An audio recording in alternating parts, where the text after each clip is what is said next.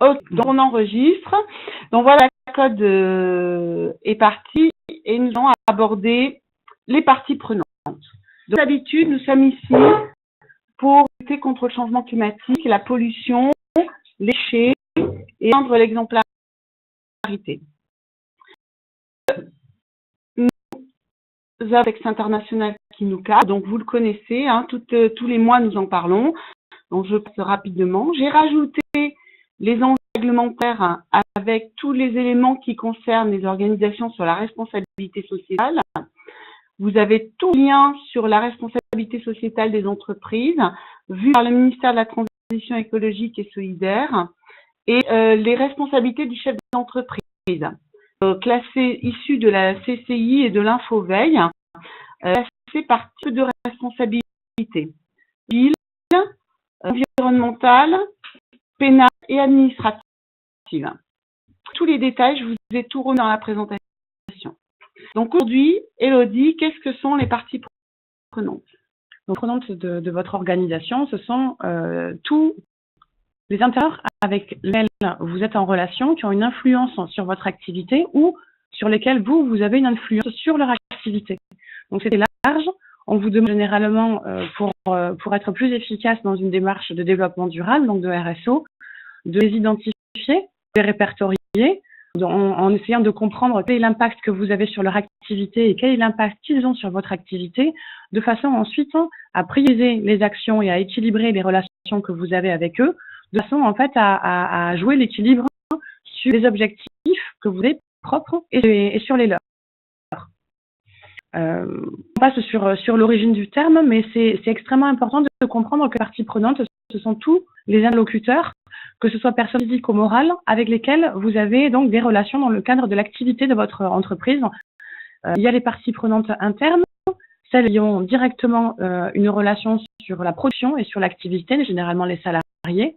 Et ensuite, il y a les parties prenantes externes, que sont par exemple les fournisseurs, transporteurs, les collectivités, l'administration enfin, voilà, toutes les parties prenantes avec lesquelles vous travaillez, mais qui n'ont pas une relation directe sur la production.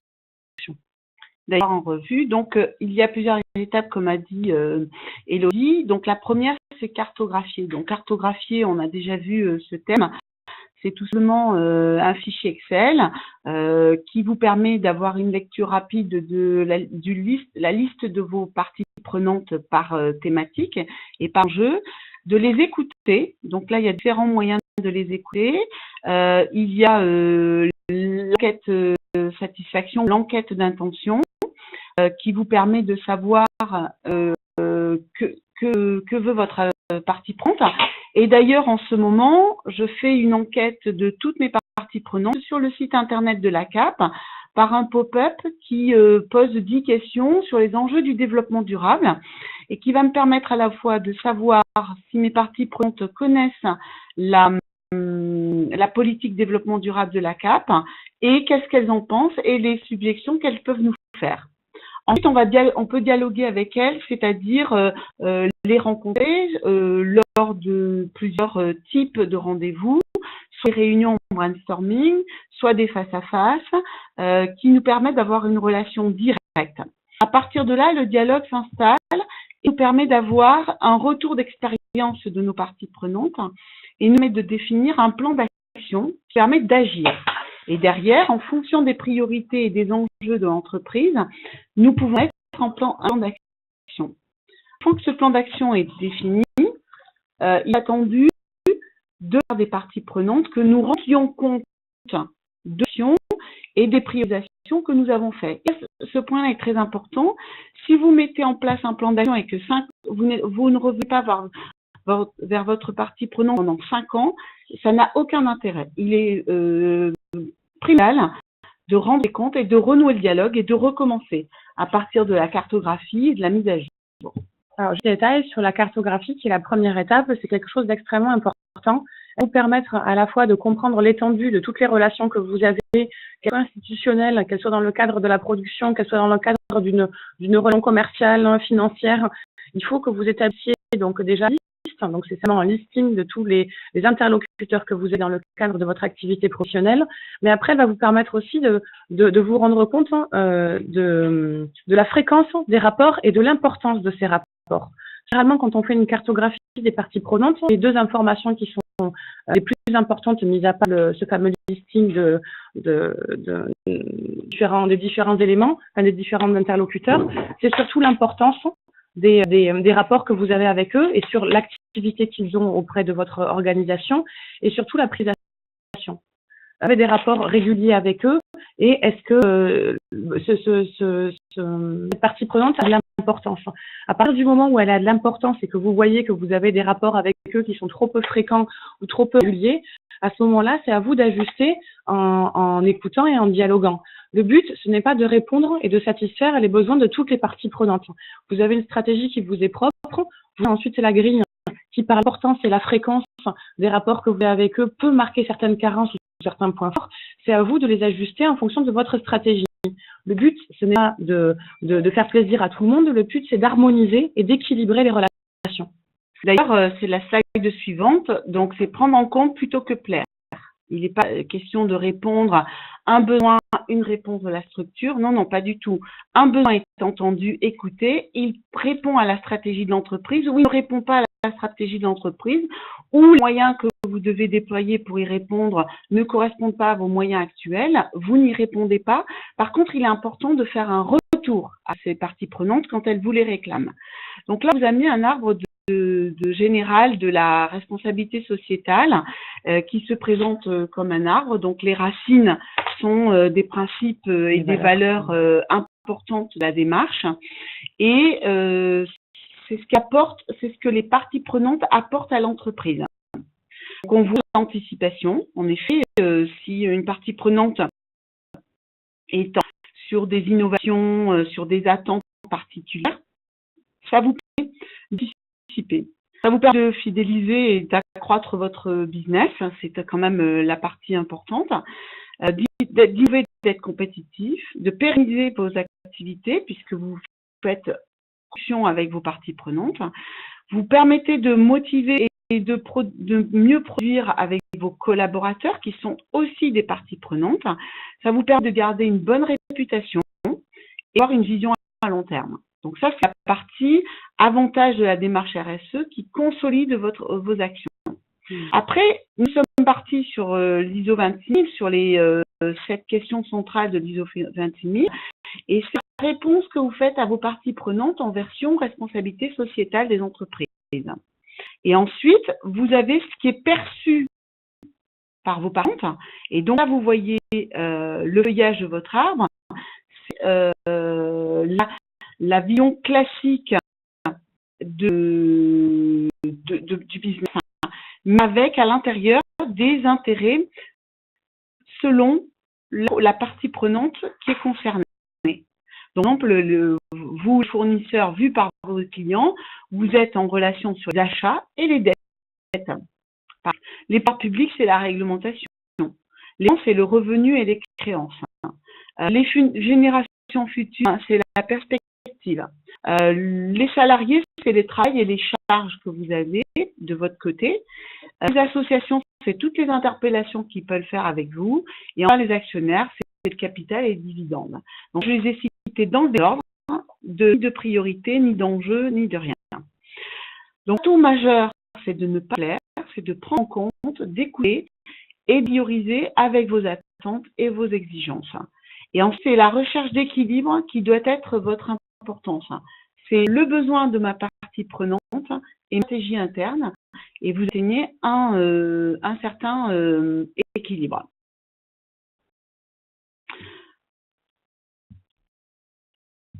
Je vous ai montré quelques matrices de parties prenantes,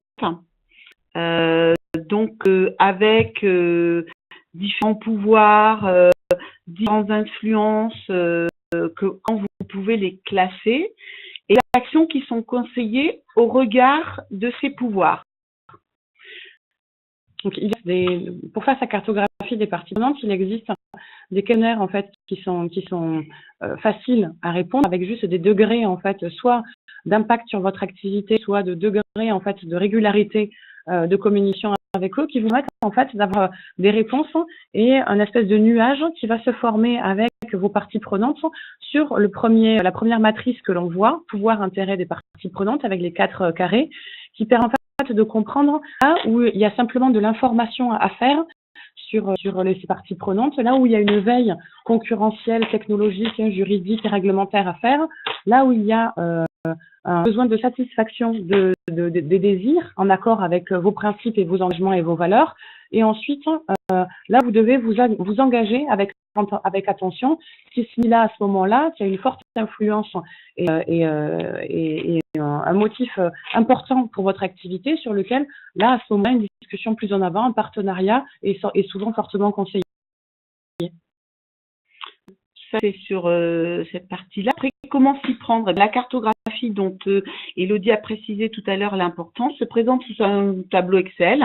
Donc, l'idée, c'est de dénommer la partie prenante, interne ou externe, avoir un chiffre clé, quels sont les enjeux, risques sur votre impact business, les principaux outils de dialogue que vous pouvez avoir avec elle, les engagements que vous prenez, les objectifs que vous souhaitez atteindre et les principales actions avec les indicateurs habituels de suivi qui sont est-ce qu'elle est mise en œuvre, son état d'avancement et les résultats obtenus. Donc, avec cette grille simple, vous pouvez avoir une vision rapide de vos parties prenantes et pouvoir ainsi dialoguer avec elle avec le bon outil. Alors, la communication. Est-ce que c'est tout le monde ou juste perdu surtout? Vous l'avez perdu. Nous, on est inscrit là comme connecté et en diffusion. Ouais. Monsieur Gaudin, vous êtes revenu pour tout le monde. Donc, c'est un problème de votre côté. Alors, je vais lui écrire un problème de connexion. Voilà.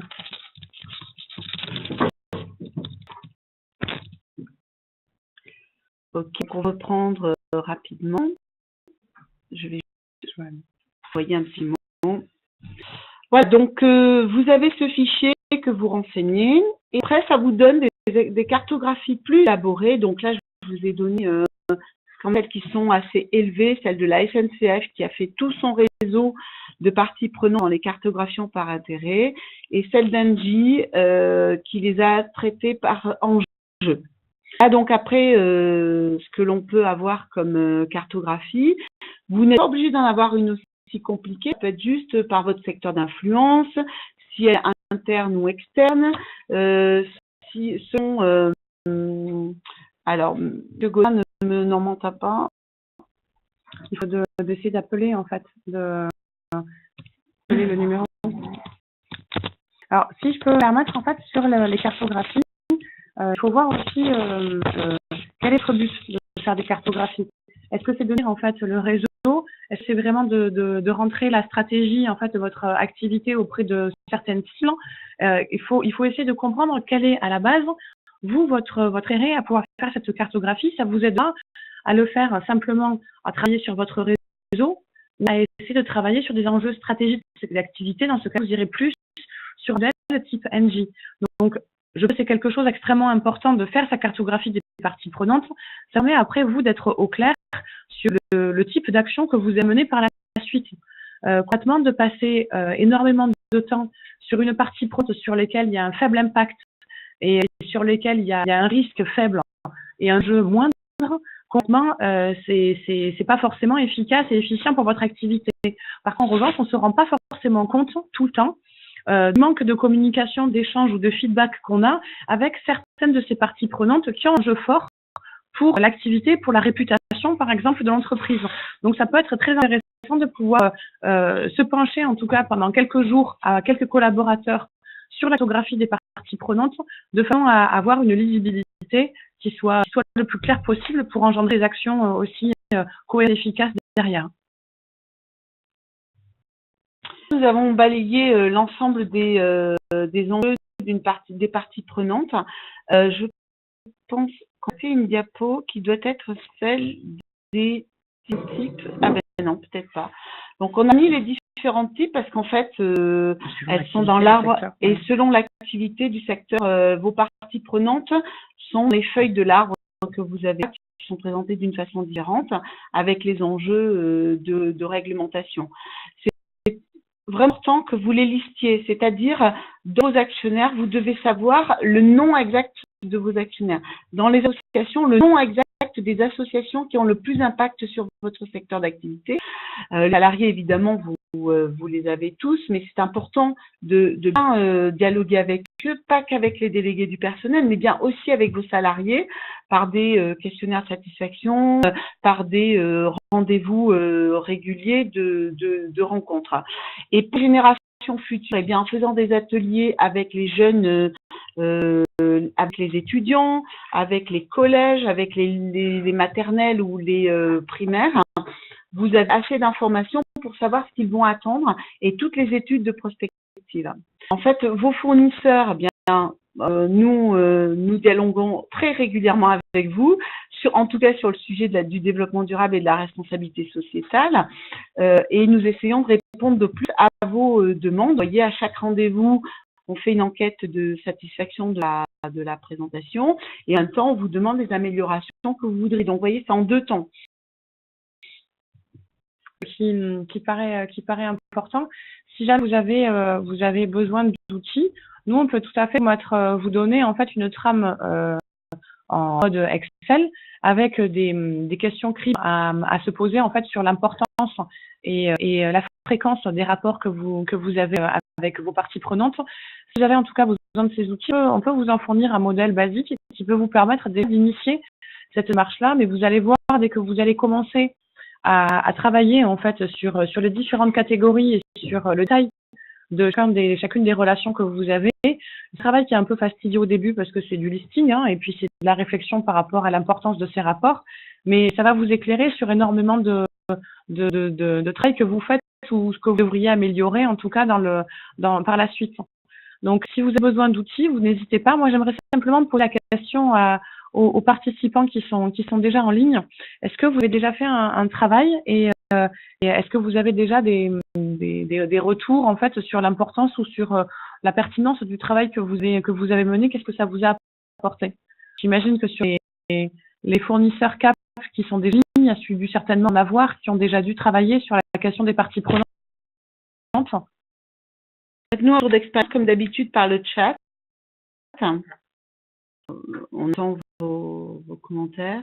Par exemple, pour un questionnaire d'enquête, il est important que vous ne fassiez pas sur la base de 2 choix. Il faut qu'il y ait plusieurs choix pour que ce ne soit pas binaire en fait. Alors, je vois quelques réponses. Alors, identification faite, mais pas encore de carto. Je suis passée par le fichier Excel pour nous y aider. OK. Pas de problème. Donc tout, on peut, nous, de notre côté, vous apporter quelques outils simples, interviewer et mettre en place votre cartographie des parties prenantes. Alors, c'est une question, une précision aussi. Il y a beaucoup en fait de fournisseurs qui ont des entités en fait qui sont situées sur le territoire national en France et qui ont des maisons mères qui sont situées dans d'autres pays. Ça pourrait être intéressant de leur demander et également s'ils ont déjà des outils pour structurer ça, parce que généralement à l'échelle en fait de la maison mère, les choses sont structurées. Il y a simplement des outils qui ne circulent pas et qui sont restés concentrés sur les services supports centraux de la maison mère et qui sont plus utilisés. Donc vous pouvez très bien vous baser sur le fichier Excel qu'on va vous transmettre, mais dans le cadre d'une démarche harmonisée avec votre en tant que filiale ou en tant qu'entité sur française, je pense que ça pourrait être intéressant de poser la question à notre structure mère de façon à voir s'ils ont déjà travaillé sur le sujet et comment ils ont travaillé dessus. Je vois que vous avez aussi un intérêt pour les formulaires parce que vous avez déjà identifié vos parties prenantes à travers l'ISO 9001, où en effet c'est un des prérequis de l'ISO 9001, mais pas de cartographie détaillée. Alors, la question c'est est-ce qu'un suivi annuel est suffisant? Oui, même des fois c'est tous les 2 ans. Hein, c'est pas, ça dépend de ce que vous voulez définir comme régularité de contact avec votre partie prenante et le niveau d'impact qu'elle a sur vous. Donc, si c'est une partie prenante à très fort impact, vous allez la solliciter plus souvent que annuellement. Et si c'est un impact faible, vous allez la solliciter une fois tous les 3 ans pour un projet à plus long terme. Ce qui est aussi intéressant dans cette démarche-là, c'est qu'elle est finalement assez transversale. C'est-à-dire que vous avez fait la cartographie de vos parties prenantes et que vous avez identifié celles qui sont les plus impactantes, importantes, avec lesquelles vous avez une carence d'échange et de communication.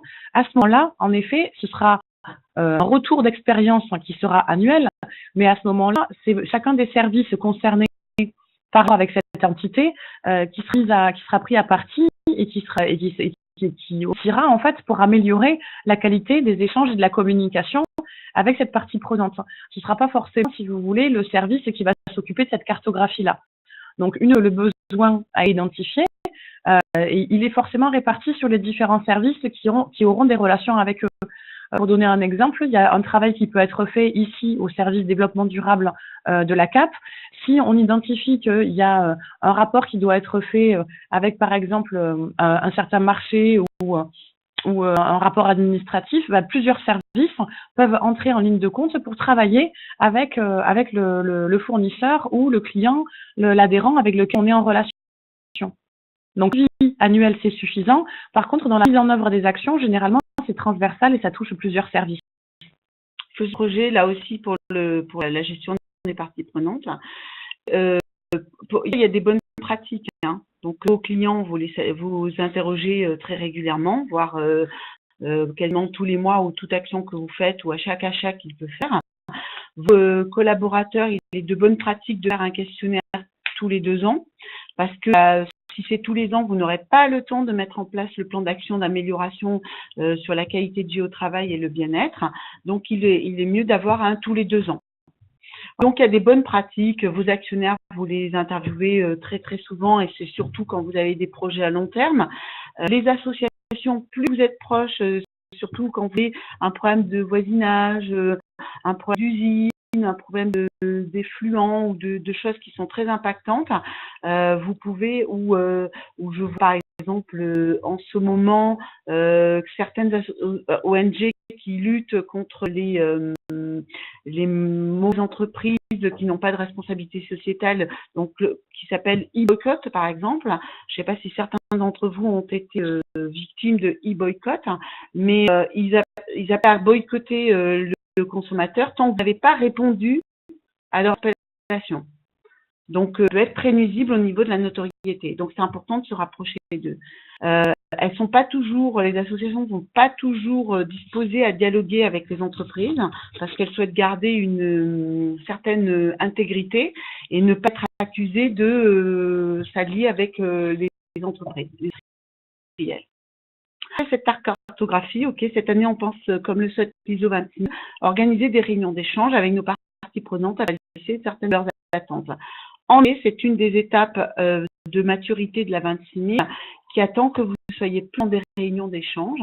D'ailleurs, nous, demain, nous commençons la première réunion d'échange avec les usagers. Donc, c'est notre première réunion d'échange formelle sur le développement durable et les usagers à la CAP. Nous aussi, on va faire des réunions d'échange.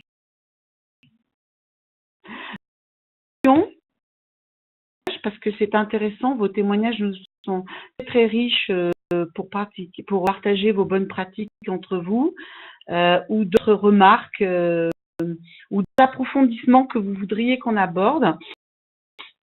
C'est-à-dire qu'on revient sur ces modules et qu'on vous apporte des compléments d'information à la fois d'après. Donc, le fichier Excel, les formulaires, OK, et puis un accompagnement personnalisé. Pas de questions, pas de remarques? Des choses à vous dire? Non, je pense que c'est la base en fait de toute démarche RSE, c'est déjà ce que soi-même, en gros, et de bien comprendre son activité et l'impact que l'on a. Et concrètement, ça ne peut passer que par la cartographie des parties prenantes. Donc, commencer une marche de développement durable, une évaluation de l'acte qu'on va avoir en interne et en externe, c'est une démarche qui serait un peu claudicante, quoi, qui serait pas équilibrée. Donc c'est vraiment important de faire ce premier travail, à la fois de les lister et à la fois une fois bien évaluer l'importance et la régularité des rapports que l'on a avec eux. D'ailleurs, mis sur la matrice pour intégrer des parties prenantes parce que c'est intéressant. Ils vous mettent des actions en face de ce que vous pouvez avec la partie prenante, par exemple, au pouvoir le plus élevé à l'intérêt le plus fort dont parlait Elodie tout à l'heure, mais aussi le pouvoir élevé avec l'intérêt faible. Celle-ci est satisfaite, est-ce que la partie soit satisfaite, délivrer des informations de qualité, augmenter son intérêt progressivement. Donc on parle par exemple des prospects lointains ou de certaines ONG qui n'ont pas un impact direct avec votre activité. Voilà, pouvoir faible et l'intérêt fort, c'est informer, donc délivrer de l'information, sonder les avis, proposer un rôle d'ambassadeur. Donc là, ce que je fais aujourd'hui sur le site internet pendant une quinzaine de jours sur des questions qui me permettent à la fois d'évaluer les connaissances de tout mon public sur le développement durable à la CAP et de recenser des avis, des intérêts, des actions qui peuvent être intéressantes. Il y a un pouvoir faible, un intérêt faible. Donc là, il faut être en veille. Il ne faut pas aller à la rencontre de cette partie prenante. L'information est à sa disposition. On prend la température et de temps en temps, on surveille les contres pour aider d'avoir des contre-pouvoirs. Nous sommes également intéressés par l'ensemble des documents proposés, pas de problème. D'accord. Après, vous savez, sur Internet, la littérature sur les parties prenantes est très très riche. Et des fois un peu trop. Je vous mettrai mes sources dans le compte rendu. Donc de cette partie d'aujourd'hui qui m'ont permis d'établir les étapes et comment écrire un lien avec les parties prenantes. D'autres propositions? On est allé plus vite que d'habitude. C'est bien pour l'enregistrement, il durera moins longtemps. Vous n'hésitez pas, si jamais vous avez des questions, vous avez je vois des questions. Les coordonnées. Par tous les gens proposés. Ok, d'accord. Bon, très bien. Avec plaisir. Oui. Bah, donc, s'il n'y a plus. Alors, question. Oui, je vous écoute. Quels canaux adaptés par catégorie? Alors, ça peut faire l'objet d'un atelier interne chez vous, qui est plus percutant que d'avoir une réponse toute faite de l'extérieur, puisqu'en fait, vous avez vos propres études et usages. Donc moi, je préconise toujours de partir de l'existant avant de venir avec une formule toute faite. Donc, il y a des méthodes, il y a des bonnes pratiques, mais quand même, c'est bien que ça vienne de l'intérieur parce que vous voulez sensibiliser vos acteurs habituels, donc les acheteurs, les commerciaux, la direction administrative, la direction technique, recherche et développement, s'interroger sur la meilleure manière de dialoguer avec ces parties prenantes. C'est pas une recette de cuisine, en fait. Éloignés et très nombreux. Alors, vous précisez concret. Ça dépend encore de leur importance et des régularités. Dès qu'on vise. Ben, ils sont pas si éloignés que ça. En fait. Ouais. Ce que je vois, vous êtes dans la restauration, et donc c'est comme nous à la CAP usagers. En fait, très loin géographiquement et virtuellement, mais c'est votre principale cible puisque c'est eux que vous devez satisfaire en fait en dernier lieu. Donc vous pouvez organiser avec vos intervenants. Des choses auxquelles je pense en fait de suite, c'est si vous avez un petit budget qui vous permet en fait de pouvoir allouer en fait à un projet un petit peu d'argent, il y a des applications mobiles qui coûtent très cher maintenant, qui sont possibles simplement pour avoir un petit questionnaire à satisfaction, c'est-à-dire par exemple sur j'en sais rien, par exemple une serviette que vous mettez à disposition sur les plateaux par exemple exemple, pour les convives, vous avez un QR code que les gens scannent. C'est une démarche volontaire, on est d'accord, donc vous aurez un retour à 100%, mais une démarche qui est directement adressée aux convives, qui vous permet d'avoir une enquête de satisfaction de qualité directement pour les convives. S'il faut passer alors par les équipes qui s'occupent du service pour leur demander de faire, soit c'est pour la restauration, si vous êtes équipe qui est directement en place pour l'hôtellerie, de leur demander de mettre des questionnaires de satisfaction, mais encore une fois, dans un contexte de repas, c'est pas forcément évident.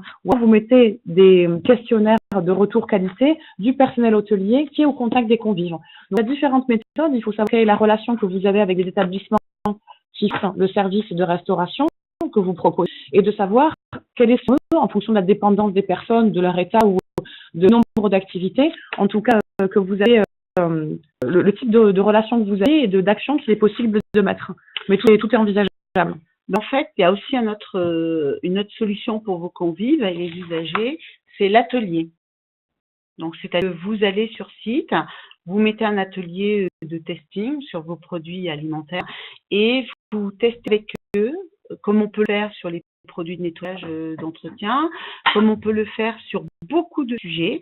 On fait du testing, donc un atelier de test de vos produits quand vous lancez une nouvelle gamme.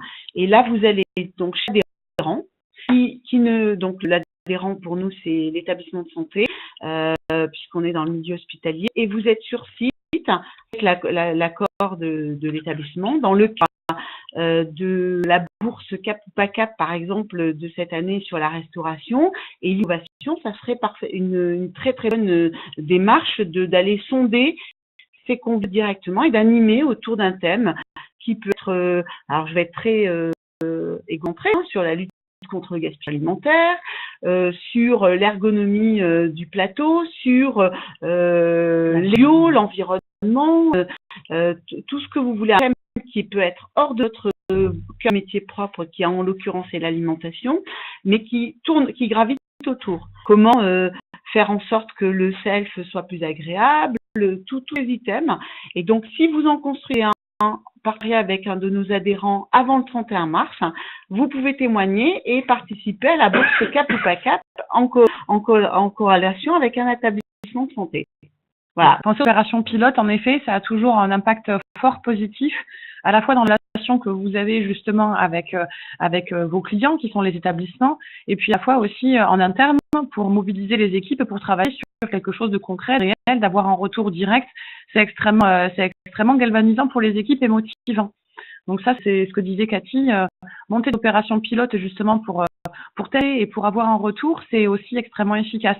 L'échelle n'est pas la même forcément du nombre de retours, mais en tout cas, c'est quelque chose qui est très très formateur pour l'ensemble des participants. Et vous avez deux effets. Vous avez un effet, vous avez une notion claire de votre produit consommable, puisque là on est sur l'alimentaire, et vous avez aussi le moins que le convive sache qui vous êtes. Un double effet en fait. Et donc vous augmentez par cet atelier et par cette rencontre avec les convives votre notoriété. Dans d'autres raisons, nous avons été clairs sur ce webinaire merci, qui a son terme, 12h30. Nous sommes ponctuels comme tous les mois. Nous vous remercions. Alors, aujourd'hui, pour votre information, nous avions avec nous les adhérents de la commission développement durable ADIR maintenant, puisque c'est à démarche innovation responsable de la CAP qui ont assisté à ce webinaire. Donc voilà, je vais faire le débrief avec eux. Je vous remercie de votre attention et comme d'habitude, prochain. Passez une bonne. Au revoir.